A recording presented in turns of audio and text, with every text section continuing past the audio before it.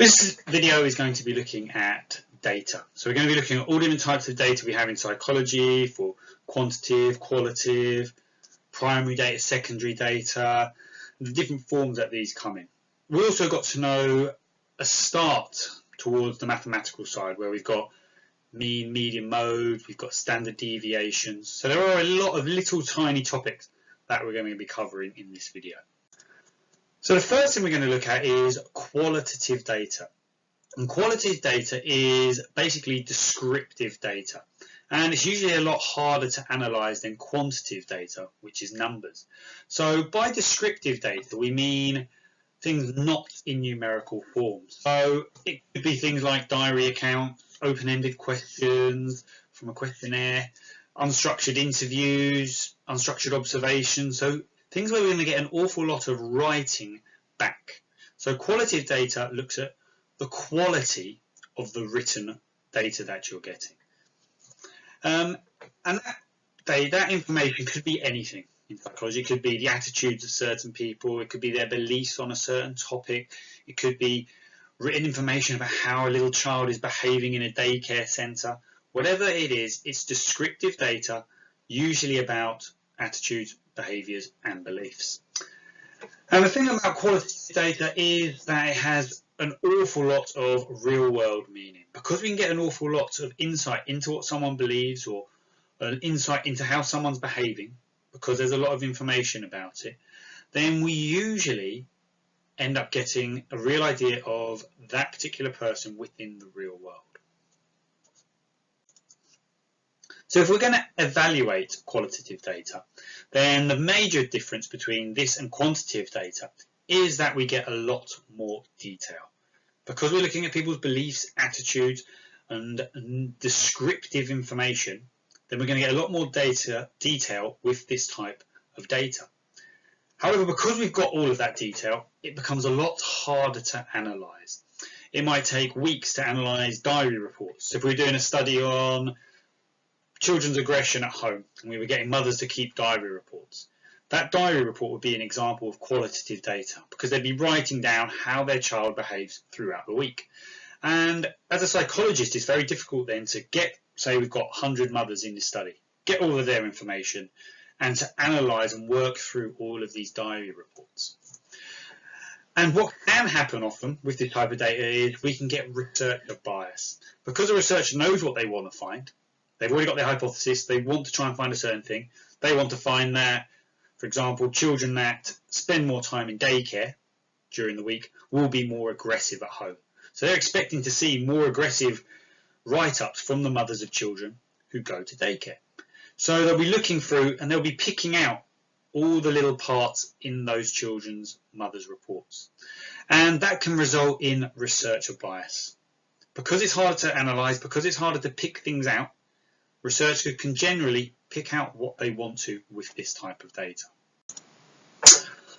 So quantitative data, on the other hand, is numerical data. It's numerical information that we're given. And these numbers, or these numerical data that we have, can be put into different categories. We can rank them from highest to lowest. We can measure them. And it's often used to construct graphs and to construct tables. So if I was going to measure everyone's height in the class, I might have some at 1.5 meters, 1.6, someone at 1.9 meters, maybe someone at 2 meters. And what I can do with that information then is I've got the numbers, which is my quantitative data. I can rank it from highest to lowest. I can put it into different categories and groups. I can create a graph showing the tallest to smallest person. I can put it into a table. And that's what you can do with quantitative data. You can use that numerical data in a load of different ways. However, it's a narrow view on a particular person because we don't have a lot of information on their beliefs, their attitudes, why they're behaving that way, that we do get with qualitative data. So it does give us a very restricted view on a particular topic. And this data also looks at averages. So once we get our two groups for whatever we're doing, whatever study, we can get the average for one group, the average for another group, and check if there's a difference between them. And if there is, then we can try and work out why those differences have occurred. So evaluating quantitative data is pretty much the reverse of qualitative data. This is very simple to analyse. We have a load of numbers, we can put it into computer generated systems, we can put it into graphs, we can put it into tables, we can work out the mean, median, mode, we can work out the range. So it's a very simple thing to actually analyse. And because of that, it makes comparison between groups that much easier. And this data, as a result of it being easy to analyse, is obviously less open to researcher bias. You can't manipulate this data as much. Once you've got the data there are set ways you can analyse it. And it's not about picking out the bits you want, which sometimes happens with qualitative data. However, it doesn't necessarily represent real life. We can't get information on their beliefs, why they've behaved this way, why they're doing what they're doing. All we've got is a number associated to that participant. And that gives us a much more restricted view on what their real life is actually like. So we've had a quick look at what qualitative and quantitative data is. And in psychology, we've also got primary and secondary data. And by primary data, what I mean is this is the research conducted in the field. It's the original data collected by the researcher in a particular experiment. So this is when a researcher goes away, like we've got our aggression one with the mothers keeping diaries. Those diary reports would be an example of primary data. The participants have given that data to the researcher themselves. And it can come from a variety of things. We've just had diary reports. It could be a questionnaire with the participants, interviews. It could be a psychologist observing some people with a particular behaviour. All of this type of information that we get is primary data. And the main strength of primary data is that you can design whatever you're doing, the questionnaire, the interview, to get the information you want for your particular study. That is the major strength of primary data. You can design it however you want to get the information that you want. The weakness, on the other hand, is creating it, getting the information, making sure you're following up on any questionnaires, making sure you're getting the correct people. That all takes time, it takes effort, it takes money. So although it can design it however you want, there are clear weaknesses to primary data and collecting primary data. Secondary data, on the other hand, is any data collected by a different person to the person actually conducting the research. And this will probably have already been put through statistical testing. We'll already know if there's a difference between the two groups and whether it's significant or not. And this sort of data is not collected by the researcher themselves. So they might get it from the internet. They might get it from journal articles that have already been published or produced. They might get it from, for example, publication records held by the government. All of this information has already been gathered, it's already been tested, it's already been found out whether there are significant differences between particular groups, and you've got the data from somewhere else. You haven't done the study, you haven't gone to the participants and got that information yourself, you're using the secondary data from somebody else. And the main type of secondary data, and you'll probably know this from a few of the topics we've already done, is a meta-analysis. And a meta-analysis is basically the data gathered from a large number of studies, and you get the information and the data from all of those different studies, and you do a statistical test based on all of that combined data. So you haven't gone away and done an experiment. All you've done is look up maybe 10 or 20 different journal articles in a particular area. It might be, again, aggression in childcare. You've got the information on those studies, and you simply take the information from those journal studies, take the data, and analyze that. So you're not actually doing an experiment. You're just getting all the information from a range of different studies. And a weakness of these meta-analysis is that the researcher can basically pick what studies they include, what studies they don't want to include. So if a study goes against what they're trying to find, then they can leave that study out. If a study shows there's no correlation or no significant difference between groups, they could decide to leave that one out as well. And this makes it a tough thing to judge when we're using meta-analysis, because we don't know if the researcher has actually included all of the data they had originally. And another thing it's hard to judge is the quality of the studies that have been included. So some studies may have been done to a really high level, some to a slightly lower level, and they may have been conducted slightly differently. Some might have been questionnaires, some may have been interviews, and therefore it's very hard to make comparisons and to generalize the findings of all of these studies. It's very hard to compare a questionnaire and interview study because they're done using different methods. So that is another weakness of meta-analysis. However, they are cheap. You don't have to go out, you don't have to get participants, you don't have to create questionnaires and interviews, you don't have to do any of this follow-up statistical work, you don't need to pay for a laboratory. So it can be a much cheaper process because all you're doing basically is getting the information from the different sources. And overall, it's a lot less effort. So you can see why some people would rather do a meta-analysis using the secondary data rather than get the primary data themselves. So we're going to start moving on to the slightly more mathematical side of research methods. And there's nothing mind-blowingly crazily hard that you need to know. There's no really long equations. The most you're going to have to know is the measures of central tendency. You might need to know about standard deviation and what it looks like in a table and how you can analyze that. And you do need to know a statistical test called the sign test, but we'll be looking at that next week. But for measures of central tendency, there are three terms you need to know: the mean, the median, and the mode. And the mean is basically the average for a set of data that you're given, the average score.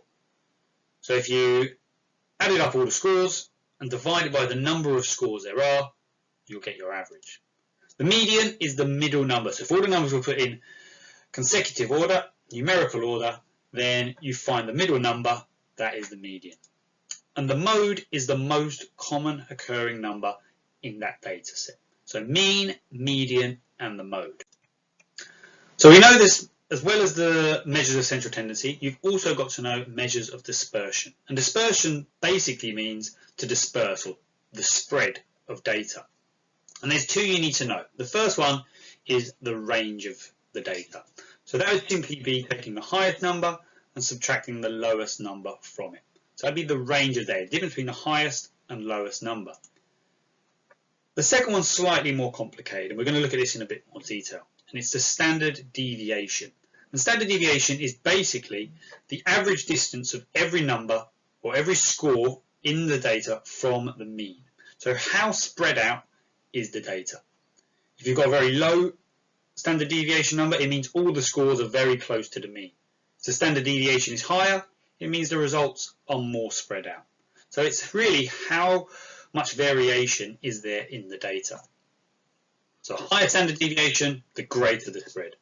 So if we were doing a study on the effects of a drug on memory, we've got one group on the drug, one group not on the drug.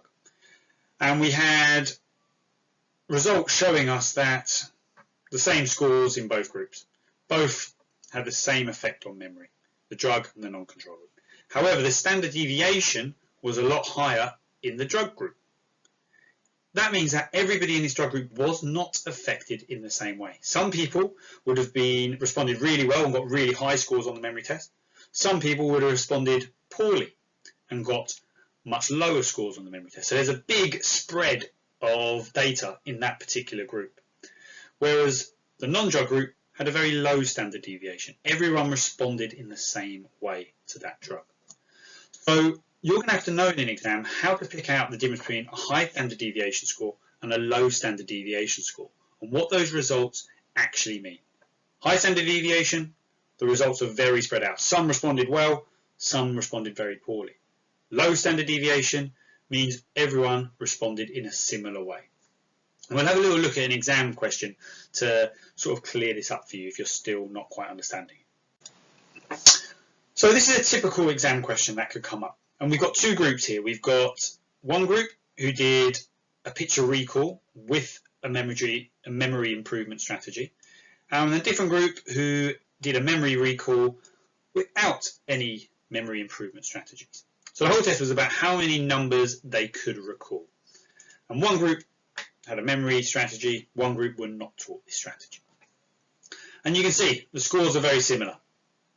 8 pictures recalled here, 7 pictures recalled by this group. So there's not a major difference in the actual mean scores. But you can see here that the standard deviation scores are very, very different for the two groups. 2.8 and 0.29. So the memory strategy group have a much larger standard deviation. The question goes on to say, What do the standard deviations tell us about the performance of the two groups? And the first thing that you'll do in this sort of answer is point out the obvious. That the data shows that the spread of scores is larger in the condition with the memory improvement strategy. So those who have the memory strategy have a wider spread of data because they've got a higher standard deviation. So there's a larger spread of scores. And then you've got to go on to tell the moderator what this actually means. This means that for some people it worked really well and they scored really highly, and for others it didn't work well and they scored very lowly on the test. So you can see there is a spread of data. The higher the standard deviation, the more spread of data there is. You won't need to know what is a high standard deviation, what's a low standard deviation. You'll be able to tell that from the table, like in that last question. They'll make it very clear the difference between a low standard deviation and a high standard deviation. And you'll finish off this sort of answer with something like, there is a spread of results across the participants. Not all of them were affected equally in this condition. So we could say that memory improvement strategies work really well for some people, but not other people. You will be asked in your exam to work out percentages. I'm not going to go through how to work them all out in loads and loads of detail. You should all know this from your GCSEs. So just remember, you've got your number, divide it by the total number in that particular question, and then multiply it by 100. However, they might want you to word this slightly differently in your exams. You will have to word it out step by step. So, for example, in our class, 10 pupils get an A grade in psychology out of 28 in a class. What percentage got A's? You might need to word this in a step-by-step manner in your exam. So you might do the calculation. 10 divided by 28 equals 0.357. So you'd have to write as well that the number of pupils who received an A grade is divided by the total number of pupils in the class. You wouldn't just be expected to write the sum.